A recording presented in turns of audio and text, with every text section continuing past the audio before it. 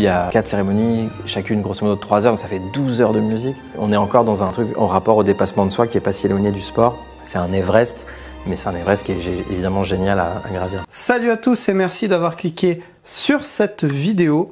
Alors, comme tu l'as vu dans le titre et là directement quand la vidéo a commencé, je vais te parler de la cérémonie des Jeux Olympiques Paris 2024. Alors, clairement, tu t'en doutes sans doute si tu me suis, je vais m'axer sur le show, le spectacle, la musique, les artistes, tout ça. Je précise également un autre point important, il va y avoir une bonne mise au point sur 2 sujets qu'on va voir dans cette vidéo parce que si tu me suis sur les réseaux, j'ai sorti un format court pour répondre à 3 questions et j'ai eu des retours, des commentaires, disons des gens un peu sceptiques et surtout des gens qui donnaient des infos qui sont fausses. Voilà. Donc le côté sceptique, je peux comprendre, c'est pas un problème. Par contre, donner de mauvaises infos, ça par contre, je peux pas laisser passer. Donc dans tous les cas, je sais que ce sont des questions très importantes et évidemment, je vais mieux les voir dans cette vidéo parce que dans un format court, tu te doutes, en 1 ou 2 minutes, c'est compliqué de bien mettre les choses au clair, de pouvoir bien expliquer tout ça. Surtout que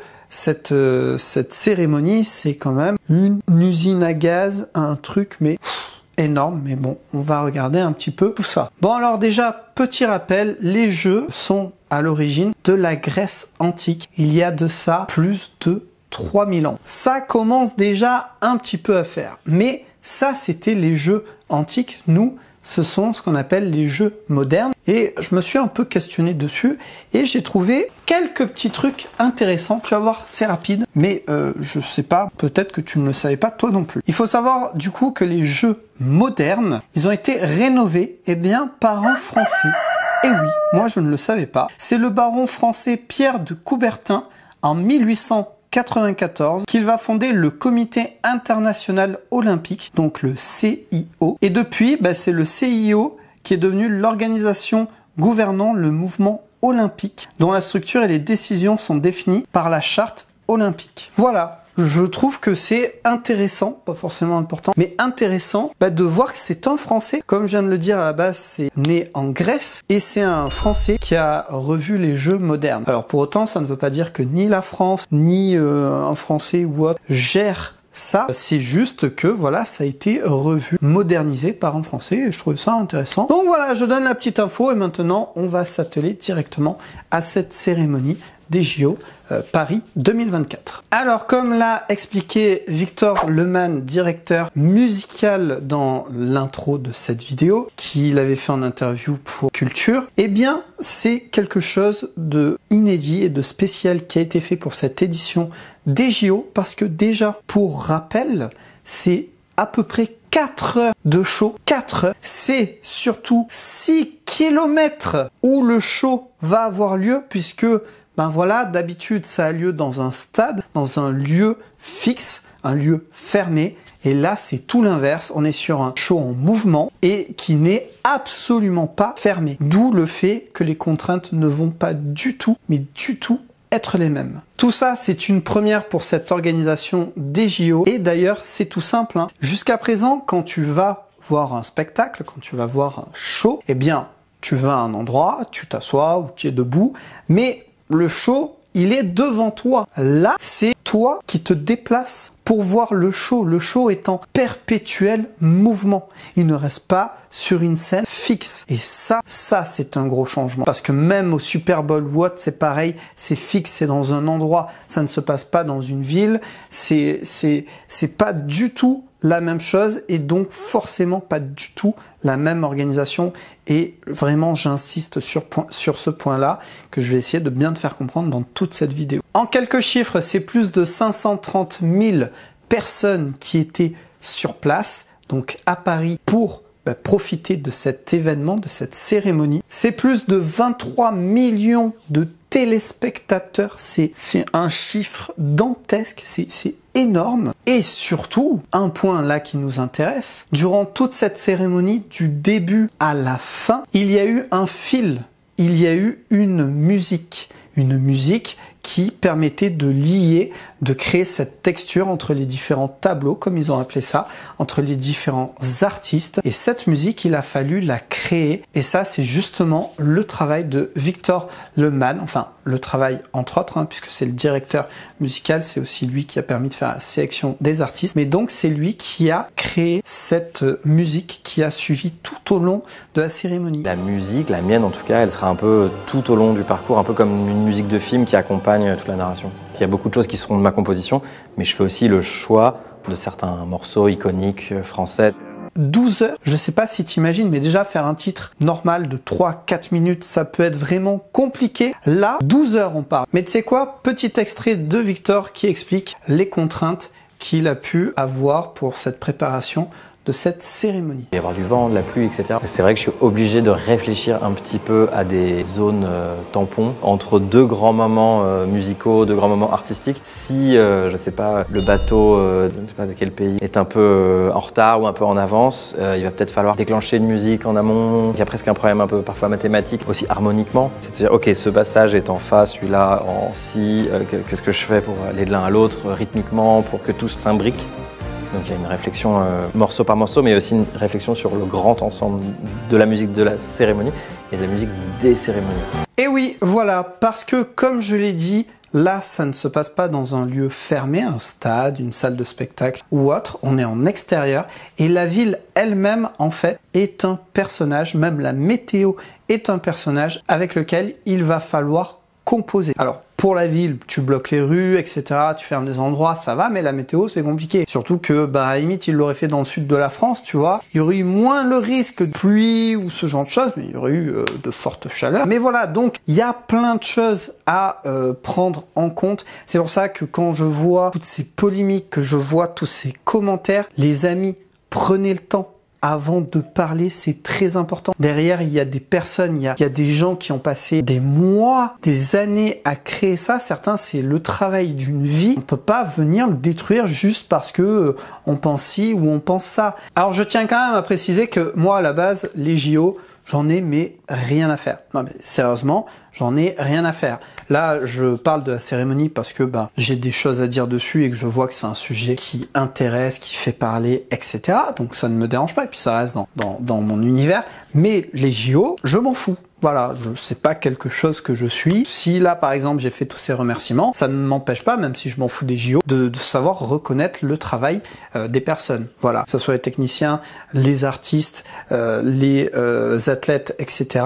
Enfin voilà, chapeau à tous, c'est un grand respect parce que qu'on suive, qu'on aime ou pas, les Jeux Olympiques, ça reste quand même, tu vois, le master, quoi. Tu vois, tout au-dessus. Donc, juste bravo, quoi. Oh, d'ailleurs, s'il y en a une qui passe par là, n'hésite pas à faire un coucou, à laisser un like. Je serais vraiment curieux et de pouvoir parler en off ou même, pourquoi pas, dans un projet vidéo avec une personne qui aurait pu travailler de près ou de loin un projet comme ça parce que c'est vraiment une dinguerie. Au niveau des artistes qu'on a pu retrouver, en soi, on a eu une palette assez éclectique qui touchait un petit peu tous les styles, des artistes un peu surprenants, je dirais qu'on s'attendait pas forcément à ce qu'ils y soient, ce qui n'est pas une mauvaise chose. Par exemple, Gojira, banger, c'est un groupe que à un moment donné j'avais pas mal écouté et franchement banger. Moi je m'y serais pas attendu. Un groupe français qui est d'ailleurs a une meilleure notoriété à l'international qu'en France, ils le disent eux-mêmes. Alors je pense que là les JO, ça va permettre de un petit peu rabattre les cartes et changer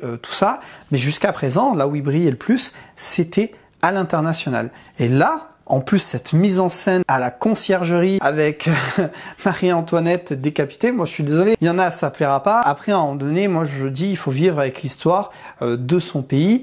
Et pour le coup, on est un pays connu pour avoir su faire la révolution et avoir su mater les rois et reines, c'est comme ça. Et puis, en plus, l'avoir associé à Marina Viotti,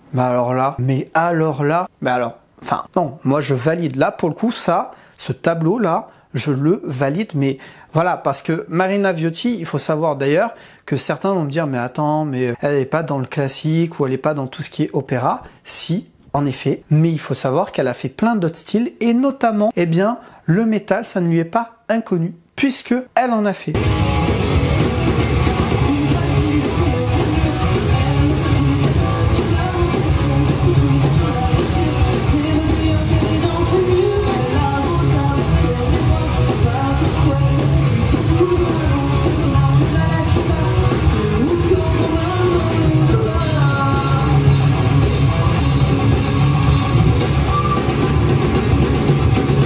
Peut-être que certains ne le savent pas, et ben maintenant tu le sauras grâce à cette vidéo-là. Du coup, c'est pas du tout inconnu pour elle. Mêler sa voix avec ce groupe, avec ce style de musique, la faire venir en bateau devant, non, les faire jouer un peu suspendus sur les corniches et tout.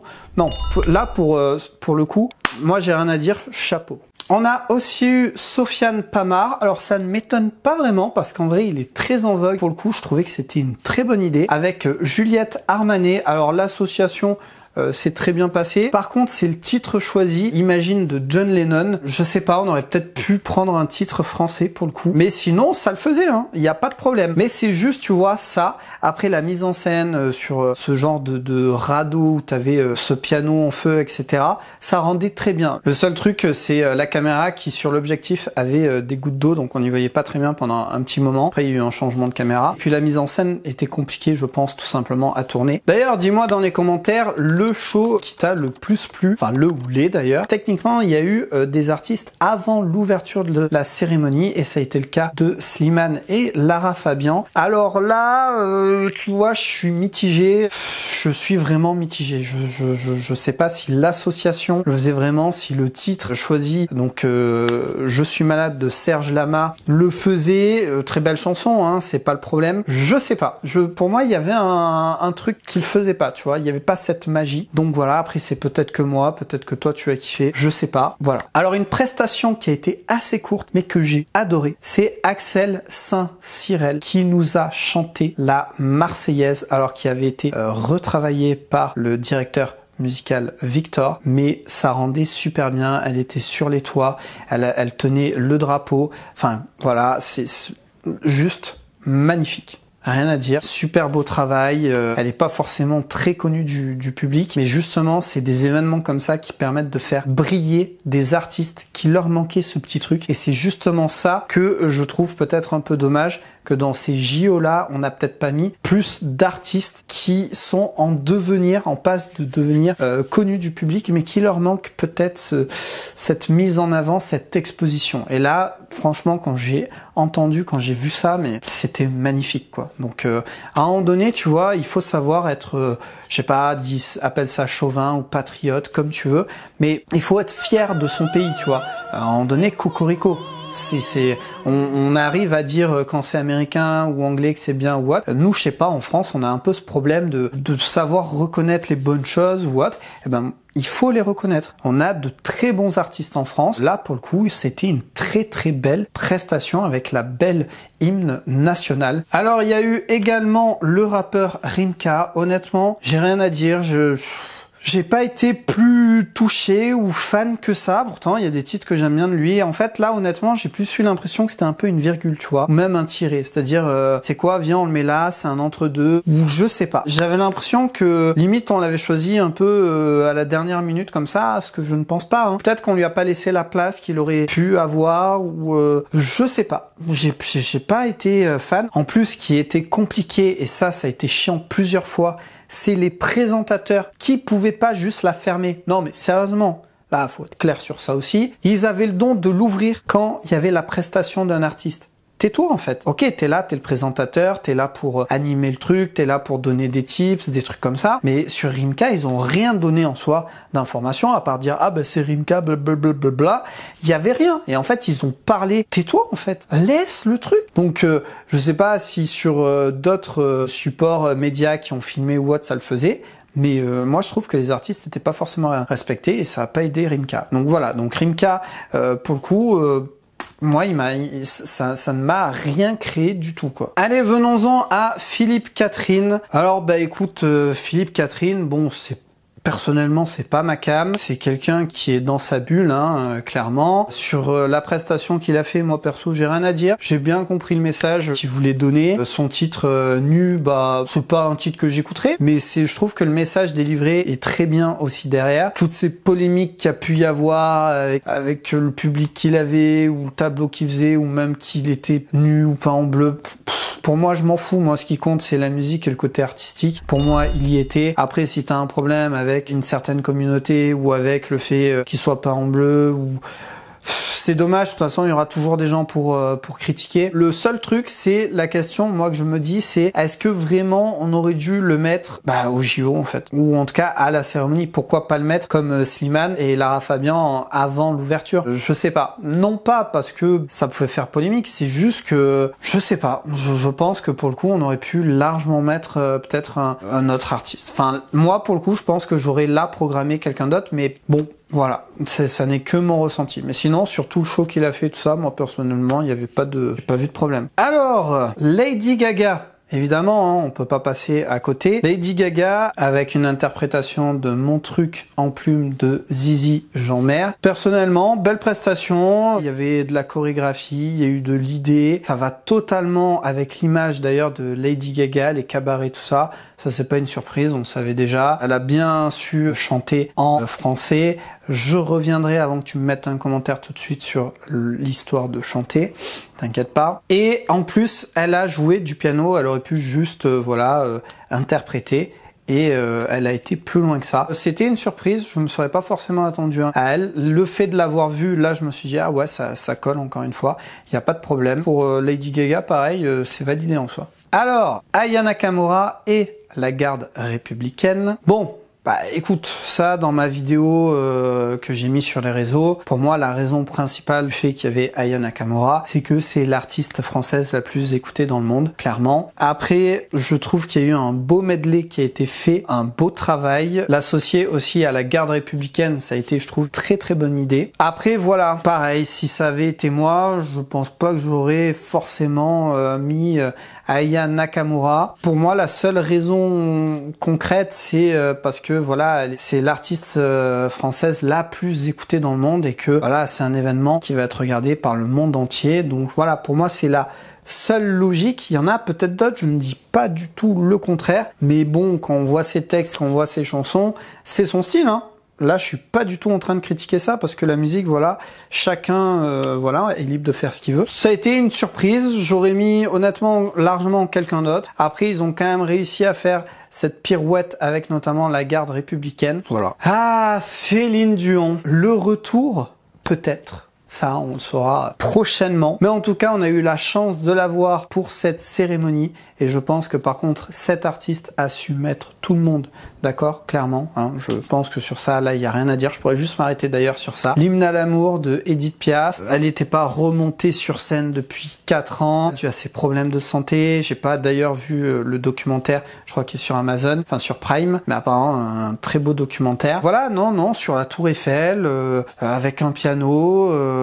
Non, moi j'ai rien d'autre à dire. Là, c'était parfait. Alors maintenant, venons-en à 2 points importants qui va être un petit peu une mise au point. Donc le premier, l'histoire du playback. Je pense que t'as pas pu passer clairement à côté. Donc pour être clair, toutes les prestations, les tableaux que t'as pu voir, en fait, ont été mises sur du playback, toutes ou pratiquement toutes, de ce que je sais, de ce que j'ai pu trouver par-ci et par-là. J'ai moi-même regardé plusieurs fois d'ailleurs les vidéos. Mais pourquoi ? Pourquoi? Et d'ailleurs, c'est pas vraiment du playback, je vais t'expliquer. Quand tu vas voir un artiste en festival ou à son concert, tu payes pour sa prestation et pour, voilà, qu'il fasse le show. Or, là, les JO, la cérémonie, ça n'est pas un concert, c'est un spectacle. D'où le fait que j'avais dit que ce mot était important. Et là, le but du spectacle, c'est que il ait lieu quoi qu'il se passe. Pluie, vent, un micro qui fonctionne plus,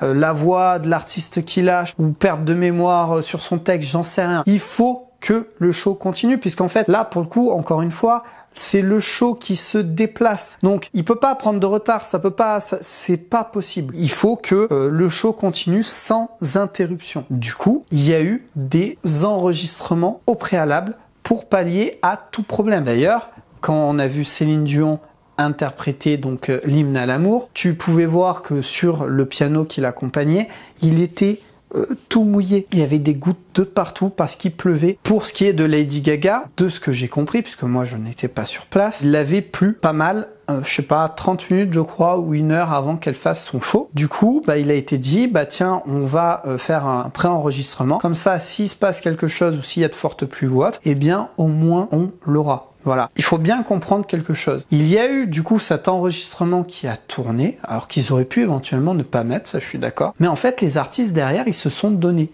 Ils ont chanté. Alors qu'un playback, bah t'es là et on t'entend pas en fait. Juste tu remues tes lèvres. Là, ils ont vraiment chanté. Après, évidemment, je peux pas dire à 100% que ça a été le cas, puisqu'il faudrait être le chanteur ou la chanteuse elle-même pour le savoir. Mais pour moi, là, il n'y avait pas une question de faire tourner un playback et rien faire. Et je vais te dire la raison la plus évidente dans tout ça. En tant qu'artiste, à un événement comme ça, si tu te loupes, tu peux foirer ta carrière pour toujours. Que tu sois une Céline Dion, une Aya Nakamura, une Lady Gaga. Ce que je veux te dire, c'est que ça peut faire foirer ta carrière comme ça peut la faire décoller ou encore plus exploser. Le but, c'est que les gens te découvrent sous ta meilleure image, ton meilleur jour. Donc l'intérêt à ce qu'il y ait du playback à un événement comme ça, il n'y en a pas. Il n'y en a pas du tout. Donc oui, il y a pu y avoir un enregistrement qui a été fait et qui a été diffusé, qui aurait peut-être pas dû être diffusé, juste mis éventuellement s'il y avait vraiment un problème. Mais moi, je suis catégorique avec tout ce que j'ai pu voir, même à re-regarder les vidéos et tout ça. Il n'y a pas eu de playback dans le sens que les artistes ont quand même chanté. Et ça, c'est très important de le comprendre et de le prendre en compte. C'est pas du playback comme on pourrait croire où les artistes ne faisaient rien. Voilà, j'espère vraiment avoir été clair et avoir pu expliquer ça parce que je vois que ça bloque beaucoup. Et d'ailleurs, ce qui est marrant, c'est que, eh bien, l'Orchestre National de France, eux, on leur a rien dit. Eh ben, tu sais quoi? Eh ben, pareil, ils avaient préenregistré le show, tout simplement, au cas où qu'il y ait un problème, qu'ils ne puissent pas jouer du au mauvais temps, ou ce genre de choses. Alors, si un orchestre joue entre guillemets en playback, c'est que tu te doutes bien que là, c'était vraiment pour des raisons évidentes, techniques, pour que le show soit assuré. Parce que j'ai jamais entendu un orchestre jouer en playback, tu vois. Et ça, tu le savais peut-être pas parce que ça a pas fait du bruit au final. Ça a été dit, hein, ils l'ont dit qu'ils avaient préenregistré le truc. Au cas où, ils ont même pris d'ailleurs des instruments de moins bonne qualité, entre guillemets, et il n'y avait pas les instruments personnels des musiciens. Parce que dans un orchestre, tu joues avec ton propre instrument en général, tu joues pas avec un autre instrument. Voilà. Et ben, là, ils avaient pas leur propre instrument, par risque tout simplement de l'abîmer au niveau de la météo, s'il y avait de la pluie ou autre. Et d'ailleurs, il y a eu de la pluie. Donc tout ça, c'était juste pour prévenir au cas où. Allez, maintenant, venons sans doute peut-être au point qui fait le plus de bruit et qui va être le plus délicat, je pense, à faire comprendre à certains d'entre vous. Cette histoire de cacher si un artiste a été rémunéré pour cette soirée de la cérémonie ou pas. Alors, attention, écoute bien, non, aucun artiste n'a été rémunéré. Et alors attention à ceux qui vont éventuellement me dire Philippe Catherine, il a dit qu'il a reçu 200 balles, etc. Puisque moi aussi j'ai vu cette fameuse vidéo. Alors, soyons clairs, je vais expliquer tout ça. Tout simplement, prenons un exemple avant de revenir sur les JO. Le Super Bowl, tu vois, voilà, j'ai déjà fait plusieurs vidéos. Eh bien, il faut savoir que l'artiste qui fait le Super Bowl n'est pas payé. Cette question revient chaque année et à chaque fois j'y réponds. Il n'est pas payé. Tout simplement parce que déjà avant, pendant et après le Super Bowl, il va bénéficier d'une visibilité, de publicité, etc. sans qu'il ait payé quoi que ce soit. Et c'est surtout que grâce à cet événement-là, eh bien, il va avoir des retombées économiques, mais de fou. Les streams sur les plateformes vont augmenter. Les ventes de merch, de CD, de goodies, etc., d'albums vont exploser aussi. Il y a le marché des artistes. Le marché des artistes, c'est quoi? Eh bien, tout simplement, un artiste va valoir en gros tel prix, un autre tel prix. Eh bien, si demain tu fais le Super Bowl, tu peux être sûr que ton prix va exploser. Après, à l'artiste ou pas, de choisir d'augmenter son prix. Ce que je veux te dire, c'est qu'il y a énormément de retombées derrière. Il y en a eu là énormément déjà pour les JO, on va voir ça. Et donc, au Super Bowl, l'artiste n'est jamais payé. Eh bien, tu t'en doutes peut-être, au JO, l'artiste n'est pas payé non plus. Il n'est pas payé, il va gagner largement sur le reste. Et j'ai quelques petits chiffres. Donc, par exemple, Aya Nakamura, c'est plus de 40% d'écoute dans le monde. Gojira, c'est plus 129% d'écoute dans le monde et c'est plus de 300 000 abonnés sur Spotify. Céline Dion, c'est plus 34% d'écoute dans le monde. L'hymne à l'amour d'Edith Piaf, il y a eu une augmentation d'écoute de plus 320%. Rien qu'avec ça, ces pourcentages qui pour toi te parlent peut-être pas tant que ça représente une manne financière juste de dingue. Et au-delà de la manne financière, par exemple Gojira, eh ben peut-être qu'il va y avoir plus de festivals français ou européens qui vont chercher à les booker, ou même à l'international. En tout cas, ce qui est sûr, et ça c'est certain, leur montant du cachet, donc le cachet c'est combien on les paye, il va augmenter significativement. Là c'est sûr. Et évidemment, précision, les artistes ne sont pas payés. Par contre, évidemment que pour les faire venir, les loger, tout ça, c'est pris en compte par les Jeux Olympiques. Ça, c'est une évidence. Faire venir Lady Gaga, Céline Dion, qui sont donc sur le continent américain, eh bien, tu vas affréter très certainement un jet privé ou un avion, en tout cas, pour les faire venir. Il va falloir les loger sur place. Donc, eh ben, il va y avoir un hôtel. Il y aura également la restauration. Après, il peut y avoir aussi des avantages. Je sais pas, par exemple, les Jeux Olympiques qui leur offrent des entrées à Versailles ou dans un musée. Évidemment, ce sont des trucs qui peuvent s'ajouter.